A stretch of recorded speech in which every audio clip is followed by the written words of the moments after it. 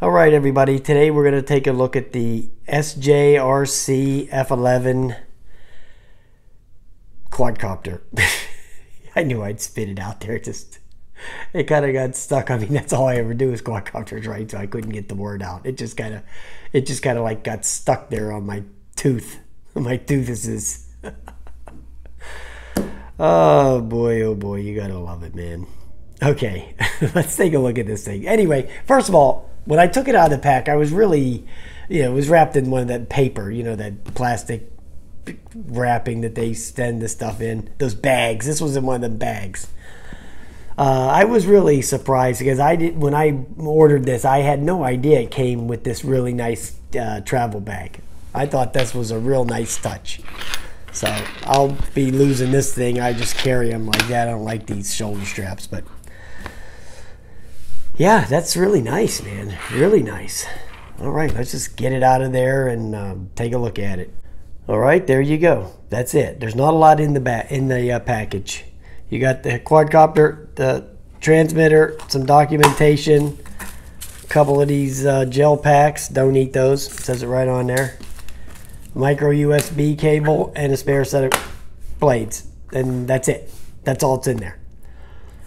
Now, taking a look at the quadcopter. Now, I didn't bring my Mavic Pro over here to demonstrate the footprint of this. I was going to, but I just forgot about it. This thing is almost the identical size of a Mavic Pro. So if you want to know what the size of this is, that's it right there. Mavic Pro. This is almost identical in the dimensions. So just so you know. And it also has a nice bit of weight to it too. It has a nice feel. It's not like real cheap. Okay, brushless motors. The battery, 2700 milliamp hour, 11.1 volt.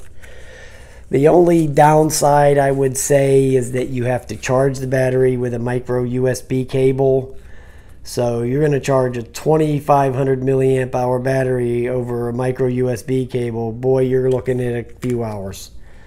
If you run this thing down to like 20%, yeah, it's going to be a few hours charging that sucker. Okay, that's not going to be no hour.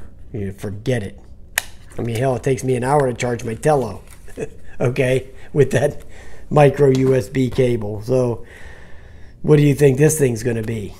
Okay, so this is going to be a substantial charge time, I believe. Anyway, I could be wrong, but I believe it will be. Now, it has the little rubber feet, just like the Mavic Pro, for the back. And then it has the big long legs in the front. Right there. And it's got some optical flow sensors. There's two of them there. There's a micro SD card slot right there in the side for the video. The gimbal, or the camera, is motorized, so you can, move it with the transmitter. Yeah, it looks good, man. It looks nice. It's a nice looker. Here's the transmitter.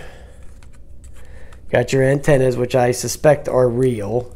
Then it opens here from the back. You pull it down like that to open it up. Has a nice feel to the grips. Doesn't feel real cheap. There's where you put the phone.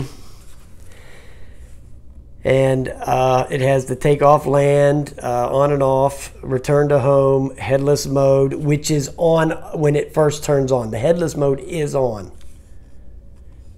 Here's a dial for the rate, which is reminiscent of the ProMark Shadow drone. And here's for the camera. And then there's a video and photo button on the top. And also the app on this thing is very similar to the ProMark Shadow drone. They ripped off the ProMark Shadow drone app for this app. Okay, so just so you know that. So we're going to turn this on real quick. SJ GPS Pro.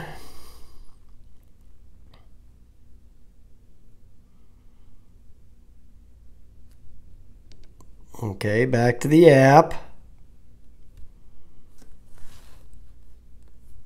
Go to controls, and there you go. This app is very similar to the one for the ProMark Shadow drone. Very similar. So at least we can, I don't have a micro SD card in there, so we can't check the video, but at least we can take off and you can hear what it sounds like. So at least we can do that for you. So I'm going to set it down here and just take off right here in the room just for a second. Okay, now to take off inside, you have to do the GPS override like with the ProMark Shadow drone. You have to do the same thing. I'll put the GPS back on, or the headless thing back on. The light's flashing. It won't let you take off. See? I can hold that button in all day long. It's not going to happen. But you have to do the GPS. Turn that off, hold the headless mode button in, and it turns off the GPS override, or turns off the GPS. So then it'll let you start and arm the motors and take off. See?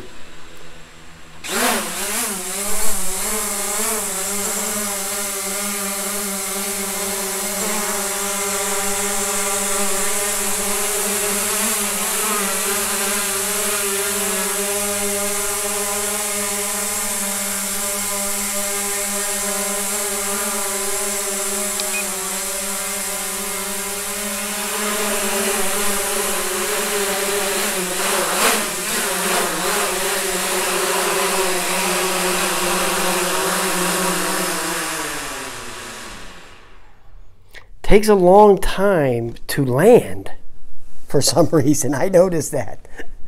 I did it already once before I just did it before I made the video. You know, I tested it just to make sure it wasn't going to explode or anything like that before I made the video. And it did the same thing. It just hovered around there, you know, going back and forth and all that crap before it landed. So, yeah, that was kind of bizarre, I thought. Anyway, you're not going to be able to take off in the house with it. So there you go. You have to hit that, and then that'll get you. That'll get you where you can fly it indoors. I don't know why you'd want to, but if you want to make a video, you have to fly it indoors. That's what you got to do. You got to hold that in. All right, guys, there you go. The SJRC F11. It's a beauty. It's real nice, man. Real nice. I think this will be a nice flyer. I don't know about the video or anything. I mean, who knows how the video is going to look. But, you know, we'll see when we get it out there. Can't fly today. It's windy as hell. So, all right, guys, have a nice day.